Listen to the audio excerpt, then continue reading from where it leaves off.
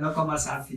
I hope कि आप लोग के CUET 2023 की जो रिवीजन है और सही चल रही होगी। हम क्रैश कोर्स लेके आए ही हैं, आपके साथी हैं और आपके साथ रहेंगे आपके CUET की प्रिपरेशन में। अच्छा, अभी तक ना हमने यूनिट 1 का सेंट्रल प्रॉब्लम डिस्कस किया, जिसका लिंक जो है आपको आई बटन में, डिस्क्रिप्शन में या CUET इकोनॉमिक्स के प्लेलिस्ट में मिल जाएगा। ठीक है, अब उसमें जो दूसरा टॉपिक था, जो माइक्रो इकोनॉमिक्स का टॉपिक था, वो देखेंगे। और अगर आप देखेंगे यूनिट 3 में जो आपका नेशनल इनकम वाला चैप्टर, उसमें मैक्रो इकोनॉमिक्स भी मैक्रो इकोनॉमिक्स का पार्ट है, उसका है। उन दोनों का जो क्या बोलते हैं कंपैरेटिव वे में हम आज इस वीडियो में पढ़ेंगे। आप एक बार सिलेबस को भी देख लीजिए, कौन कौन से यूनिट आपको पढ़ना है, आपके स्क्रीन पे दिख रहे होंगे।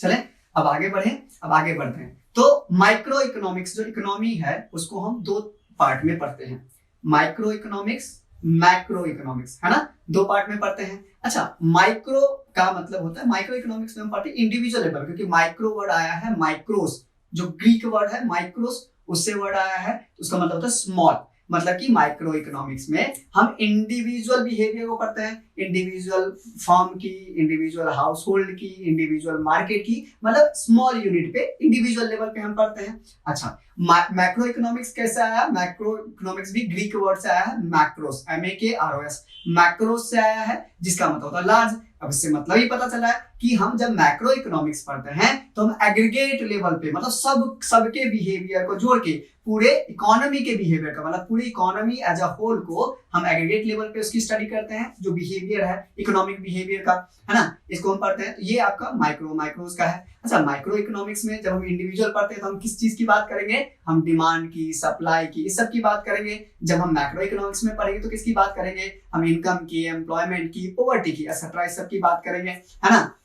अच्छा, तो इकोनॉमिक्स में जो हम प्राइस, जो गुड्स एंड सर्विसेज का जो प्राइस है, उसको पढ़ते हैं, है ना, एक गुड्स एंड सर्विसेज के प्राइस को पढ़ते हैं, और उस वाले में इनकम है ना, एम्प्लॉयमेंट, इकोनॉमी की इनकम क्या है, एम्प्लॉयमेंट क्या है, उस चीज को देखते हैं। अच्छा, जो अब अगर देखेंगे जो डिग्री ऑफ एग्रीगेशन है, अब ऐसी बात नहीं इंडिविजुअल में हम सिर्फ एक हाउस होल्ड की पढ़ते हैं, ऑफकोर्स एक मार्केट की पढ़ेंगे तो उसमें बहुत सारे हाउस होल्ड होंगे, बहुत सारे फर्म्स होंगे, तो आप बोलेंगे एग्रीगेशन तो इसमें भी हो रहा है, इसमें भी आप एक से ज्यादा लोगों का कर रहे हैं, क्या बोलते हैं, स्टडी कर रहे हैं। तो इसमें जो एग्रीगेशन होती है, मतलब जो सम होता है, वो बहुत लिमिटेड लेवल होता है, लिमिटेड डिग्री ऑफ एग्रीगेशन होती है। जैसे हम मार्केट डिमांड पढ़ते हैं, और मैक्रो इकोनॉमिक्स में हाईएस्ट लेवल ऑफ एग्रीगेशन होती है, उसको हम जैसे हम मार्क करते हैं एग्रीगेट डिमांड, एग्रीगेट सप्लाई की बात हम करते हैं। अगर आपने सिलेबस को बहुत ध्यान से देखा होगा तो 11th के इकोनॉमिक्स में जो माइक्रो इकोनॉमिक्स है, उसमें हम मार्केट डिमांड पढ़ते हैं, लेकिन जब आप मैक्रो इकोनॉमिक्स पढ़ते हैं 12th के सिलेबस में, तो आप एग्रीगेट डिमांड को पढ़ते हैं। तो आप बोलेंगे मार्केट डिमांड का भी तो यही मतलब हुआ ना, कि जितने भी इंडिविजुअल्स हैं सबके डिमांड को ऐड कर दिया तो मार्केट डिमांड आया।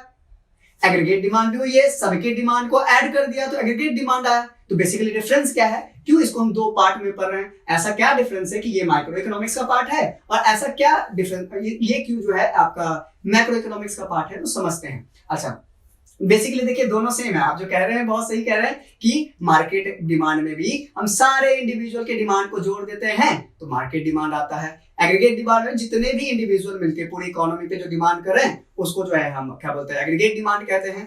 ठीक है, अब जो है क्या आया, तो मार्केट यहाँ पे यूनिट हो गई, यहाँ पे इकोनॉमी यूनिट हो गई। डिफरेंस एक चीज का, क्या चीज का है? जब हम मार्केट डिमांड पढ़ते हैं ना, किसी सिंगल कमोडिटी की, वो गुड्स एंड सर्विसेज हो, एक ही कमोडिटी की, जैसे मान लो पेट्रोल का डिमांड है, तो सारे लोग मिलके उस मार्केट में, जिस भी मार्केट स्टडी कर रहे हैं, सारे लोग मिलकर सिर्फ पेट्रोल का कितना डिमांड कर रहे हैं, तो सिर्फ पेट्रोल का accumulative demand, aggregate demand, cumulative demand क्या कहलाएगा?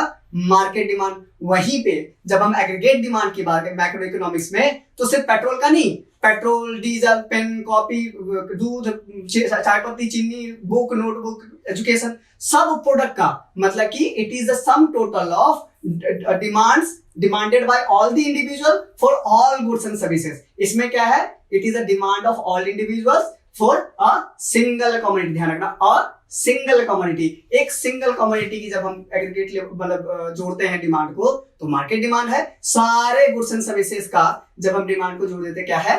एग्रीगेट डिमांड है। ये समझ में आया? बहुत जरूरी है, क्योंकि ऑब्जेक्टिव क्वेश्चन में क्या होता है, आपकी कंसेप्चुअल क्लैरिटी होनी बहुत जरूरी है। तो किसी चीज पे अगर बहुत ज्यादा हम फोकस कर रहे हैं तो ध्यान रखना, इससे ऑब्जेक्टिव क्वेश्चन बन सकते हैं। ठीक है, अच्छा, तो अब माइक्रो इकोनॉमिक्स जब हम पढ़ते हैं तो हम क्या करते हैं? अच्छा, इकोनॉमिक्स में आपने पढ़ा होगा कि एजम्पशंस होती हैं। अच्छा, एजम्पशंस क्यों होती है? क्योंकि सारे मार्केट में ना बहुत सारी चीज एक साथ प्ले हो रही होती है। तो सारी चीज को अगर हम पढ़ेंगे कॉम्प्लिकेट हो जाएगी। तो हम क्या करते हैं कि हम एक चीज को पढ़ते हैं, बाकी चीज को मान के चलते कांस्टेंट है। अगर एक सब चीज को एक साथ पढ़ाने तो एकेडमिक, हमारा पर्पज अभी एकेडमिक है ना, अभी आप स्टूडेंट है, प्रोफेशन में तो है नहीं है, तो आप अभी पढ़ रहे हैं, तो बाकी चीजों को आपको कांस्टेंट मान के चलना पड़ता है। तो बोले नहीं ये भी साथ में हो रहा है, ये भी साथ में हो रहा है, ये भी साथ में हो रहा है, तो अभी इतना इंटेलेक्ट नहीं है कि आप सबको साथ में कंबाइन करके पढ़े। तो क्या होता है जब हम माइक्रो इकोनॉमिक्स पढ़ते हैं तो मान के चलता है कि मैक्रो इकोनॉमिक्स के जो वेरिएबल्स हैं, इनकम, एम्प्लॉयमेंट, पॉवर्टी वगैरह जो भी है, उसके जो कंपोनेंट्स क्या है कांस्टेंट मान के चलते हैं, ताकि सिर्फ माइक्रो इकोनॉमिक्स की स्टडी पे हम फोकस कर पाए। और जब हम मैक्रो इकोनॉमिक्स पढ़ते हैं तो माइक्रो इकोनॉमिक्स के जो वेरिएबल्स है उसको हम कांस्टेंट मान के चलते हैं, ठीक है ना। इस तरह से जो सबसे इंपॉर्टेंट है आपके एग्जाम पर्सपेक्टिव से समझिए, हम माइक्रो इकोनॉमिक्स को प्राइस थ्योरी भी बोलते हैं। क्या बोलते हैं? प्राइस थ्योरी, ठीक है। माइक्रो इकोनॉमिक्स को प्राइस थ्योरी बोलते हैं एग्जाम पर्सपेक्टिव से, वेरी वेरी वेरी इंपॉर्टेंट। और जो मैक्रो इकोनॉमिक्स है इसको हम इनकम एंड एम्प्लॉयमेंट थ्योरी, देखो इसमें प्राइस के बारे में पढ़ते हैं ना, प्राइस के बारे में, तो इसको बोलते हैं प्राइस थ्योरी। जब उसमें हम इनकम, एम्प्लॉयमेंट, इकोनॉमी लेवल पढ़ते हैं तो उसको इनकम एंड एम्प्लॉयमेंट थ्योरी बोलते हैं, ठीक है। अच्छा, इसका जो माइक्रो इकोनॉमिक्स है इसको किन्होंने फाउंड किया था? तो एडम स्मिथ को हम माइक्रो इकोनॉमिक्स या इकोनॉमिक्स का फादर बोलते हैं। पहले माइक्रो इकोनॉमिक्स ही था, मैक्रो इकोनॉमिक्स बाद में आया है, जॉन मैनार्ड किन्स ने दिया था। तो फाउंडर कौन है, फादर कौन है माइक्रो इकोनॉमिक्स के? Adam Smith. और आपका क्या बोलते हैं मैक्रो इकोनॉमिक्स के कौन है? जॉन मैनार्ड किन्स, ठीक है। तो ये बेसिकली माइक्रो और मैक्रो इकोनॉमिक्स का डिफरेंस है। अच्छा, आप सोचेंगे तो फिर क्या हम पढ़े, माइक्रो इकोनॉमिक्स पढ़े, मैक्रो इकोनॉमिक्स पढ़े, क्या इंपॉर्टेंट है? अभी तो हमने कांस्टेंट मान के पढ़ लिया। बहुत इसको ना एक कांसेप्ट आता है जिसको बोलते हैं माइक्रो मैक्रो पैराडॉक्स। पैराडॉक्स क्या होता है? दो चीज बहुत बार कॉन्ट्राडिक्टरी इन नेचर हो सकती है ना। जो चीज एक इंडिविजुअल लेवल पे एक जगह सही है, दूसरी जगह वो गलत हो सकती है। तो ऐसा माइक्रो मैक्रो इकोनॉमिक्स पैराडॉक्स में भी होता है। What is true at the क्या बोलते हैं माइक्रो लेवल, इंडिविजुअल लेवल, मे और may not true at the aggregate level. अच्छा, तो इसको एग्जांपल के साथ समझाने की कोशिश करते हैं। मान लीजिए कि आप सोचेंगे, मतलब सपोज कि आप तो इनकम अर्न नहीं करें, मान लो आपके घर के फैमिली में जो भी अर्न करें वो सोचेंगे मेरे इनकम का ज्यादा से ज्यादा पार्ट मैं सेव कर लूं, खर्च कम करूं, सेविंग ज्यादा कर लूं। ऐसा आपके पापा मम्मी सोच रहे हैं, तो बाकी लोग भी अगर ऐसा सोचे तो इंडिविजुअल लेवल पर सही सोच रहे हैं कि नहीं सोच रहे हैं? सही सोच रहे हैं। इनकम का कुछ पार्ट सेव करना चाहिए। मान लो पूरे इकोनॉमी में सब लोग ऐसा सोचने लगे तो देखो इंडिविजुअल लेवल पे सही है, पूरी इकोनॉमी में सब लोग सोचने लगे सेविंग करता हूं, तो सेविंग करना मतलब कंजम्पशन कम करना। बहुत सिंपल सा कंसेप्ट है। आपने पैसे सेव किए, कंज्यूम नहीं किए। आपने कंज्यूम नहीं किया तो आपने कोई गुड्स एंड सर्विसेज डिमांड नहीं की, गुड्स एंड सर्विसेज डिमांड नहीं की तो उसका प्रोडक्शन नहीं हुआ, प्रोडक्शन नहीं हुआ तो इन्वेस्टमेंट नहीं हुआ। अब समझ रहे, ये वीसीएस साइकिल चलना चालू हो जाएगा। तो क्या होगा, जो इंडिविजुअल लेवल पे ट्रू लग रहा है वही क्या है एग्रीगेट लेवल पे क्या हो जाएगा, इकोनॉमी के लिए क्या बोलते हैं बन जाएगा, वाइस बन जाएगा। जो वर्च्यू था इंडिविजुअल लेवल पे वही वाइस बन जाएगा। अच्छा ठीक है, दूसरा एग्जाम्पल से समझते हैं। मान लीजिए कि कोई फार्मर है, वो क्या सोचता है कि हम खूब वीट का प्रोडक्शन करेंगे। क्या करेंगे? खूब खेती करेंगे, ज्यादा से ज्यादा वीट का प्रोडक्शन करेंगे, ज्यादा से ज्यादा वीट का प्रोडक्शन करेंगे, ज्यादा से ज्यादा सेल करेंगे, ज्यादा से ज्यादा मेरी इनकम बढ़ेगी। अब ऐसा इंडिविजुअल फार्मर एक सोच रहा है, अपने हिसाब से तो सही लग रहा है ना, इसमें कोई भी गलत नहीं।